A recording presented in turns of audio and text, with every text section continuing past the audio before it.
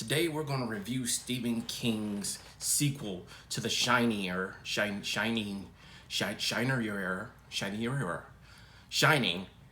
the movie called Doctor Sleep. Now this movie stars Ewan McGregor as Danny Torrance, an adult version of course, Rebecca Ferguson as Rose the Hat, and Kylie Curran, which I believe this is her first movie. She's actually awesome in this movie, as Abra Stone, who is like the strongest shiner there is. So maybe like an hour into the movie, I really started to get in it. And I usually don't like horror movies. Like this movie was good. Like I would just tell people, go see Doctor Sleep. So the main story takes place in present day 2019, but they do kind of, just to set the story up, they kind of flash back right after Danny and his mother got out of the hotel, just to set up what's been going on with Danny since he was a child. He is still seeing spirits from the hotel. Apparently some of those spirits have followed him, including Dick Hallorann, who was a guy who handed over the hotel for caretaking to his father in the original movie. And apparently in the original movie, Dick Hallorann died. In the book, he doesn't die. But in the first movie made by Stanley Kubrick, he did die. For the purposes of this movie, we're just gonna say he's dead because, you know, he never shows up in person. But since Danny has seen all these spirits from the hotel, Dick Hallorann's spirit tells Danny, like, here's a box. I want you to touch this box. I want you to feel this box. Smell inside the box. I want you to completely know everything about this box. And when one of these spirits attacks you, you put them inside this box and you lock them away in your mind. And he does. So the main one that's chasing Danny from the hotel is one called the Rotting Lady. So when he decides to start using these boxes, she's the first one to go. I feel like the Rotting Lady, they kind of used her too much. Like you see her like of all the spirits in the movie, you see her like 5 or 6 times. But anyway, so they jump to the second, not the second act or anything, but the second part of the movie, because it's kind of like in a timeline time thing, in 2011. So apparently a little girl has been born. Her name is Abra Stone, the character played later on by Kylie Curran. And in this book, or in this movie I should say, she is actually Stephen King's most powerful person that can shine. She can shine so bright, I guess that's the way they put it. She can shine so bright that she can basically speak to someone on the other side of the country. That's how bright she shines. And as a little girl, she starts mentally speaking to Danny. And they converse for a little while, but then, you know, for whatever reason, the conversation stops. And by this time, Danny has like become a drunk and everything. He's moved on, you know. It's funny to me that the first thing that jumps out is that like everybody in this movie, their acting and their line delivery, it's just freaking awesome. It's like, you know, the perfect people were picked for this movie. Gosh, you guys gotta go see this movie.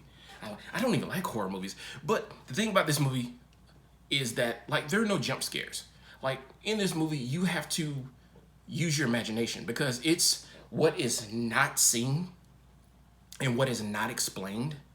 That's what gets you going. Like that's what had me on the edge of my seat because I'm like, what's gonna happen next? I mean, like there aren't any monsters in this movie. There's just people running around with all these powers that can do all this stuff. And whoever wrote this screenplay, awesome. Cinematography, awesome. Can't believe it. But I digress.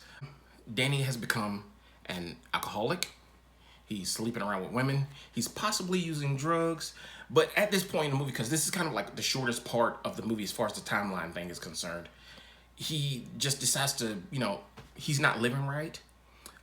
When he's drunk, his shine is dulled. So he can't use his shine when he's drunk or high or whatever. So he basically hasn't been using it for like years. But he just decides to up and move on with his life, which is a good turn for his character because his character, he starts to go using his powers, his shine, to ease people into death when they're dying. He starts working at this hospice. And apparently, and this is just me guessing, in the hospice, there's a cat that can shine, which it's kind of weird. There's a cat that can shine. And what the cat does is when someone's about to die, the cat goes into their room and sits at the bottom of their bed, like at the foot of their bed. And the people there is kind of rumored. So they know when that cat shows up and sits at the foot of your bed, it's your time. And Danny just uses, and it's a great turn for his character He uses his shine to like ease them into death. He's like, it's not gonna be that bad. I'm gonna stay here with you the whole time. And then they pass on. And the thing about people that pass on, whether you have a shine or not, is your average person when they die, they release something called steam. And steam is a big thing in this movie because it's what drives the true knot. So when you die, you pass on steam. When someone whose shine dies, they have a lot more steam within them, depending on how powerful your shine is. So we're introduced also, and this is from earlier in the movie actually, we were introduced to the True Hat. And you come to find out that in the movie, they actually cannibalize people that shine to steal their steam. Okay, so when they capture people, basically torture them to death and suck out their steam like energy vampires. And there is one particular scene where they, like in the middle of the movie, where they capture a little boy who was played by Jacob Tremblay. Now, if this person seems familiar, Jacob Tremblay, he was the little boy in The Predator. He just had a movie maybe earlier this year called Good Boys. He's a phenomenal child actor. He did really good. Who the True Hat decides to like, they kidnap him after coming from a baseball game, and they do what they do. They cannibalize him, and it's pretty. I mean, for a child being in the scene, it's pretty vivid. But Jacob Tremblay in this role, and it's kind of a shame because they put him in this movie just to die. He does a phenomenal job. Give this kid an Oscar. It was that freaking good. I was like I was on the edge of my seat, like, oh man, they're really doing this, and they're really showing this, and oh my God, I can't believe it. And I kind of looked around the theater to see if anybody else was like on the edge of their seat. Like that scene, it was just chilling to see them do that to a child. And they weren't super vivid with it, but they were enough. And like I said, using your imagination, you knew what was happening. And of course, every time they hurt him, a little steam came out and they just kind of sucked on it. They're like, yep, we're going to drain you dry and all that. That was a very vivid scene. I want to say from that point on, which is close to halfway into the movie, from that point on, I was on the edge of my seat the rest of me, because they were developing the True Hat, which was a good thing in this movie, that they were developing the True Hat, because I want to say these are probably some of the best well-developed characters as far as bad guys I've seen in a movie in a long time. They don't just show up when bad stuff happens. Like, you get to see inside their camp. You actually get to know them. They all have names. They're not just random characters walking around. They all have names, so you get to see all of them. But when they do what they do to Baseball Boy, Abra sees it, and then Rose the Hat sees her, and that begins the chase for everybody to find Amber Stone. And that's when the movie starts to pick up a little bit. And that's the interesting thing about the pace of this movie. It's not actiony, and it's not horror. It's kind of in the middle. And the funny thing is, the movie, once that scene happens, the movie does pick up, but then it kind of like plateaus. It doesn't like get like in your face. And they get together after, Amber Stone and Rose the Hat have noticed each other. She starts talking to Danny again. And Danny's like, hello, old friend. I haven't seen you. And by now we're talking 2019. So they haven't spoken to each other in like 8 years. And she starts filling Danny in on everything that's going on. Danny originally says, hide, don't get involved, all that kind of stuff. She actually skips school to go find Danny in another town completely. And she does this in like a day. So it's kind of, she does it in like a day. And she fills Danny in. And Danny's like, I'm sorry, I don't want any part in it. And Danny's really, character development is a big thing in this movie, because Danny's really coming into his own. I mean, he has a good job at hospice. By now, he's been sober for like 8 to 9 years. He's living a good life. He likes where he's living. His best friend, Billy Friedman is, they're cool with each other. They go to AA meetings. So for this to come into his life was kind of like a big shakeup. And I like the way they developed his character with the whole hospice thing and being sober. Like, his character went from nothing to like, I'm a good guy now. And it's kind of the same thing with Abra and, the True Knot. All these characters are well developed. And I think that's what made this movie just that much better. They're not just random characters, like a person in the background pops up and you're like, who's this guy? Why is he doing what he's doing? Like, you understand everybody's motivation in this movie. After Abra has notified Danny of all this. He's being sent a message from Dick Hallorann again. You're like, and Dick Halloran's like, look, this is the last time you're gonna see me, but I need you to go help that girl. Like, you need to go help that girl. It's kind of like part of your destiny to go help this girl.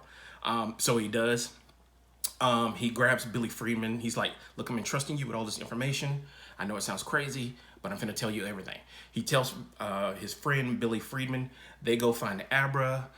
They start to concoct this plan to get rid of the True Knot, at least to trick them.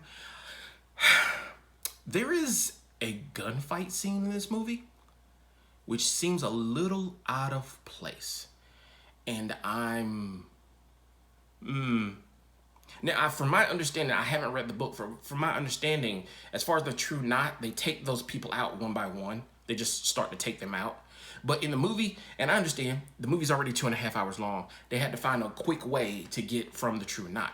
But the gunfight scene just seemed a little out of place. So basically it's a trap.